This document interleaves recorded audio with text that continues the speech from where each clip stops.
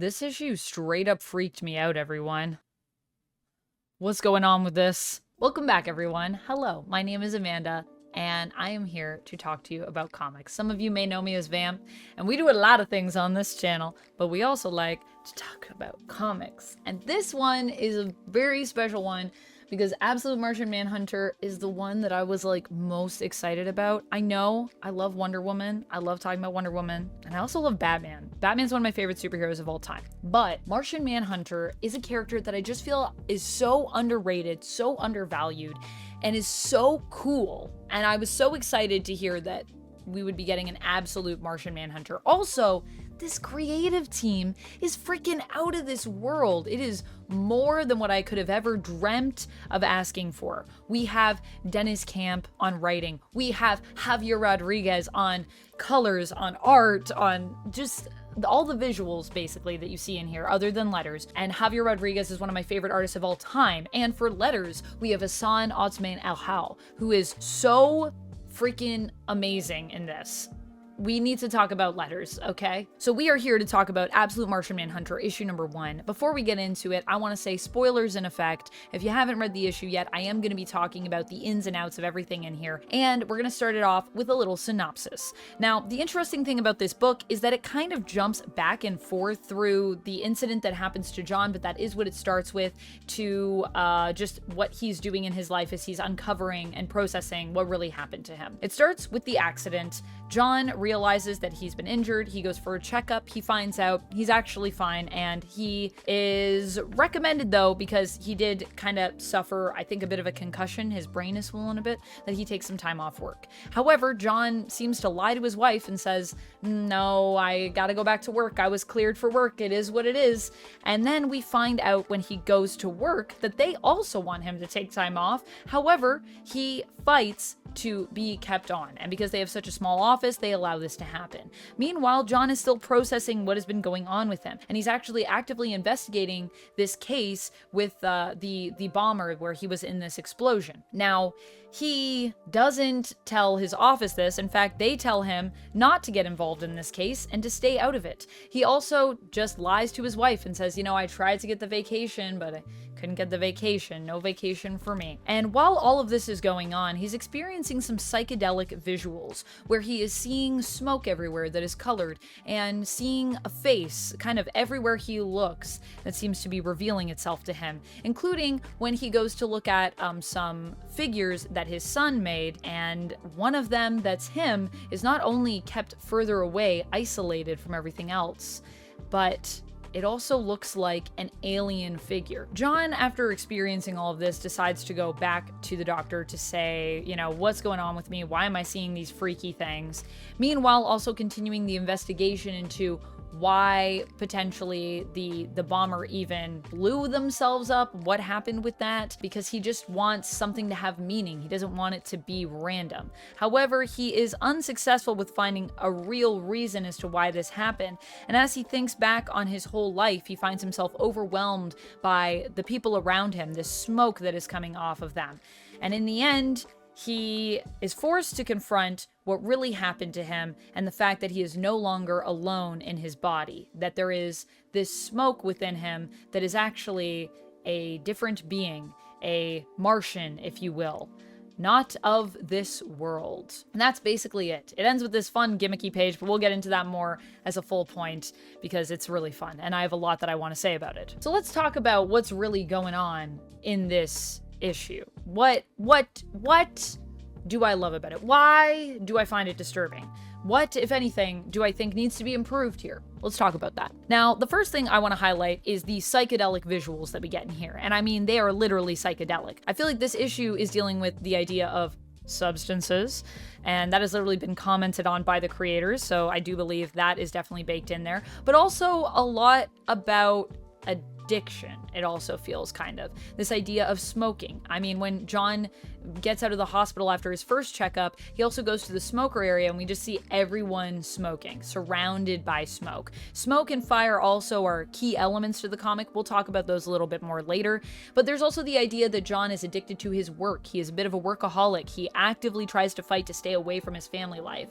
But it could also be because he has difficulty connecting with his family. Feels like he has difficulty connecting with a lot of people. And although the Martian is clearly the alien in this scenario, it's funny because John is referred to at his work as the alien because he himself kind of is alien. He feels like he doesn't quite fit in this world, which is also interesting. We're going to talk about that a little bit more in a minute, but it's a cool parallel that we have here. Not only are there elements of psychedelic visuals, but there's also some psychedelic moments, I would say, in the comic. Like when John has his meeting with his boss and he seems to be hyper fixated on his boss eating this food, and we see it like messy and just kind of all over the place. It's a hyper fixation that one might experience when they are on a psychedelic. That's something that people often talk about, this idea of, you know, being drawn into just little details around you that you can't let go of.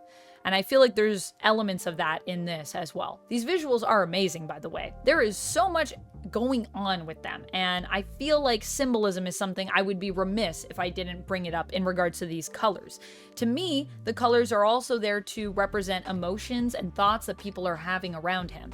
Later on, as he gets overwhelmed by these emotions and these thoughts of other people, he experiences them swirling around him in this crazy psychedelic page where we also see words popping up out of what people might be thinking as well in their minds. He inhales smoke that is coming off of this woman's mind who was the mother of the bomber that was responsible for the accident that happened to him. And he inhales in the memories of this bomber when he was a little boy. So the colors are clearly there to represent this idea of emotion, but also the colors, the smoke that John sees is there to represent as well the Martian, who he often sees in the smoke, almost implying that the Martian is a being of pure emotion or pure thought. And it's not just there that we see the emotions. I feel like there is a sense of disconnect with emotion with John, where we sometimes see his face in full shadow with just his eyes, making his face kind of unreadable, as though he himself is devoid of emotion,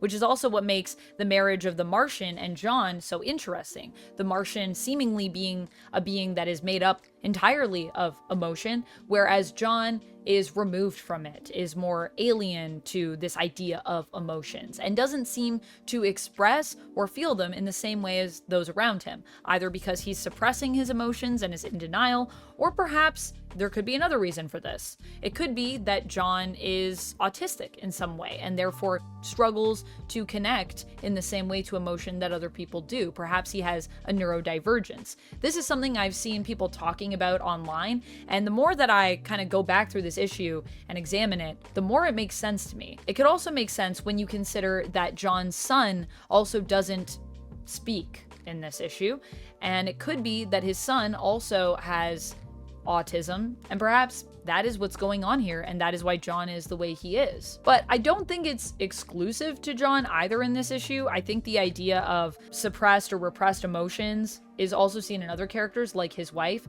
When John comes home and his wife is chopping up a dinner and he has to tell her about how he wasn't able to get vacation, which, you know, he never really asked for vacation, but I digress. I feel like there is a resentment that his wife has that she doesn't really communicate to him, and that the emotions that she is feeling kind of comes out on the cutting board as she's chopping. And we see what she's chopping becomes kind of, in essence, the Martian. You can see the Martian in there visually, but also this idea of emotion. And the other thing is that it's not just limited to the visuals when it comes to how we experience this emotion. The words also go into it as well, especially when it comes to what appears to be the Martian's voice, which is written different with the letters. These letters, mwah. There's almost a stream of consciousness to how the emotion pours out when we get the Martian's voice speaking in John's mind.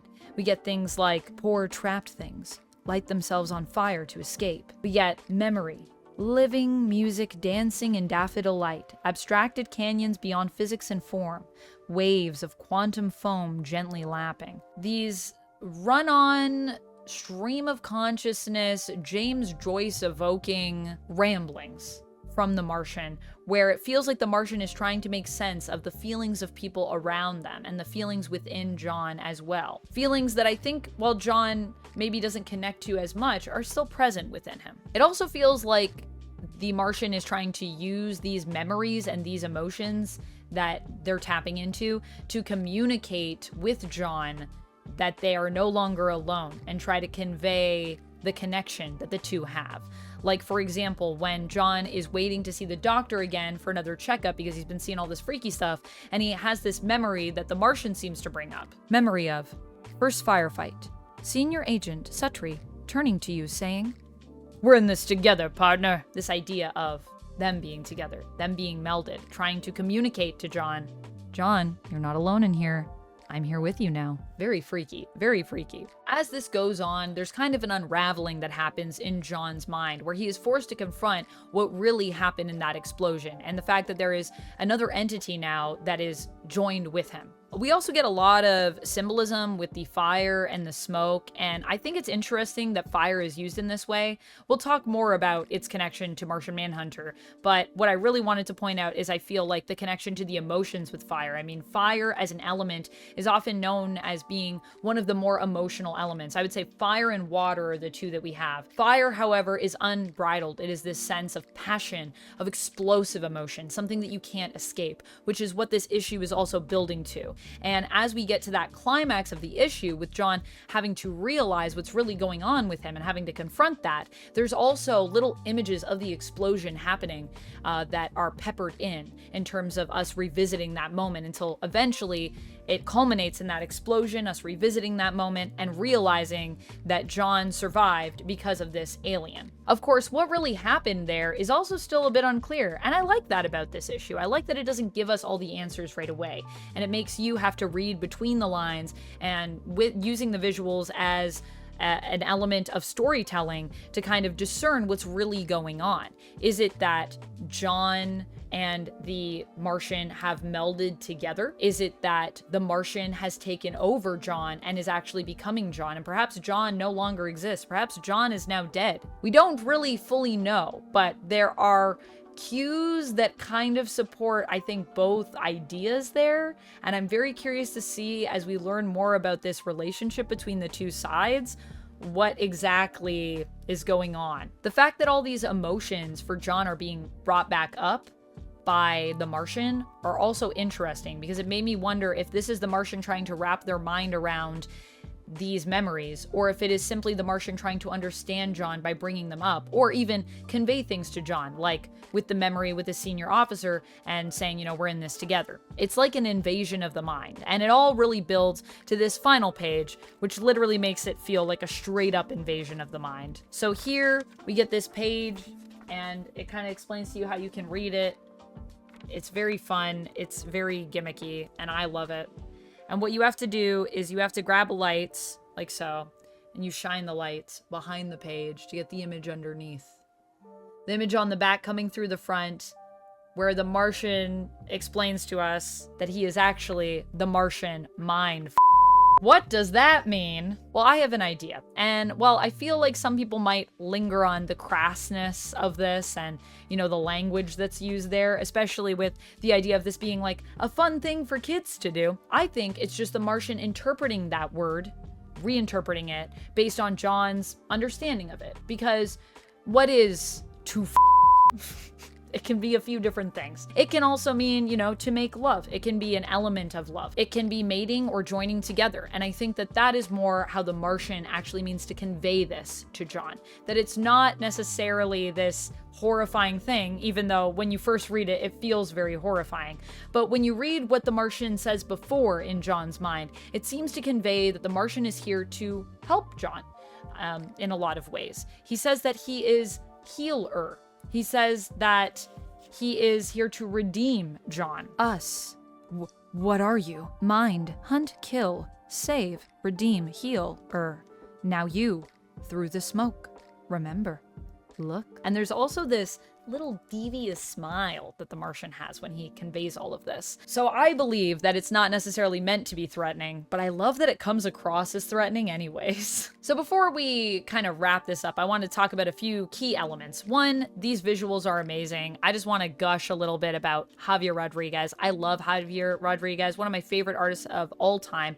And I feel like it's because the combination of the lines here with the color, it just really shows the strength of Rodriguez's art. And there is such a beautiful marriage between the two. This is also what I think shows you the potential of what you can get when it comes to an artist that does both of those things together. It feels like Rodriguez's art is often boundless. It's unlimited. It is not even limited by the lines itself that are on the page. It is a beautiful melding of color and line work and just questioning, redefining what is capable with this medium in this comic. This is the comic that I feel like visually has been the strongest, especially in regards to the visuals not just being stunning, but also being a key element of the story. The visuals are telling us the story as much as the words on the page are. In fact, I would even say maybe the art is telling us more of the story than the words on the page are. It's such a beautiful marriage of script and art, you know what I mean? But also the letters here are amazing. And I think there is such a diversity in these letters. Hassan is just on another level. And if you like the letters, I would also recommend checking out Beneath the Trees Where Nobody Sees, where Hassan also did letters for that,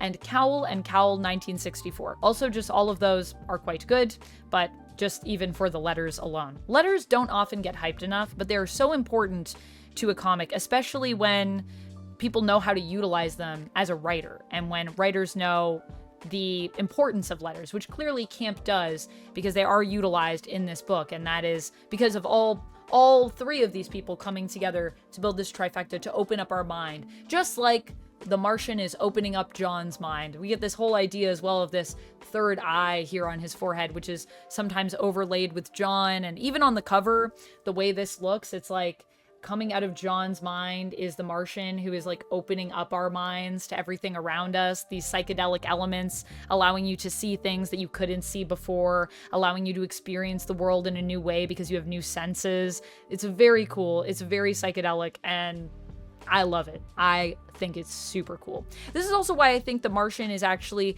different than the Prime Earth version, where Martian Manhunter is known for being from outer space, from being from Mars. I think that here, this Martian Manhunter is actually from another dimension. And I think the psychedelic nature, this idea of having other senses, all speaks towards that, in my opinion. But I love that they still created a connection to the original character with the powers, with the connection to fire, even though it's different here. There are still some really solid bases for people that are aware of Martian Manhunter before this, or that aren't if they went to the main continuity and wanted to read some Martian Manhunter stuff. There's still some good touchstones in this issue that are really strong. However, that being said, I feel like this book does the best at making the character feel like a representation of what we have in the main continuity, but also doing something completely different. It feels the most different, and I love that about it. The other thing is, because issue 1 was so strong, we got some good news for you. For those that don't know, Martian Manhunter was only approved for 6 issues, and Camp, when he was talking about this, talked about that, you know, Martian Manhunter isn't a book that typically lasts very long. Martian Manhunter is known for having short runs. Other than, I think, John Ostrander's Martian Manhunter run, everything else has been pretty short. And so Camp was saying, you know, we're aware of this. If you like it, if you think it's cool, please go out and buy it and support the book, because we only have 6 issues right now. And we accept that Martian Manhunter just might not be able to stand the test of time and go for a long run. But the issue 1 sold so well that they've already gotten another 6 issues, guys. Woo! That means we're getting at least 12 issues of Martian Manhunter. And with the quality that I see in issue 1, I hope we get a lot more. I think that this book has the greatest potential to be the most revisited, the most collected. I mean, people are going to want to have this in their collection. You're going to want the volumes. You're going to want the deluxe edition if we get that. If there's omnibuses, if we get that far, you're going to want that omnibus. I'm going to tell you right now. So that's my prediction for this one. Like how I said, Superman, I think, has the potential to be the slow burn that by the end, everyone's the most fired up about. I think this one has the potential to be the most revisited and the most collected by us because it is just going to be such a standout run. Overall, I give this one a 5 out of 5. No surprise there. It's freaking amazing. And it's got, yeah, one of my favorite artists literally ever. So of course I was going to love it. However, I will say I didn't love it as much as I thought I would love it. I'm actually surprised that I think I slightly prefer Flash to Martian Manhunter right now. But I think as this one goes on, it might overtake Flash. We'll see. We'll see. I just really liked, I think, I don't know, something about like the pacing and the excitement in Flash. This is a lot more trippy and has a lot more that you can like comb through and see a lot of little details, which makes it really fun. So that's where I stand right now. Very excited to also check out Absolute Green Lantern, which will be coming out next. Let me know your thoughts on this comic down in the comments below. Did you like it? Did you hate it? Why? Why not? Did you love the psychedelic elements? Did you feel it was too weird? Let me know your thoughts. Also, if you haven't checked it out, I am talking about more Absolute DC. I did this video where I kind of did a where we're at now before these started coming out. So if you want to check out that, that's here, or we'll put Absolute Flash here, one of those two. Check that out. I'll see you in the next one. And until then, friends, stay nerdy. Bye!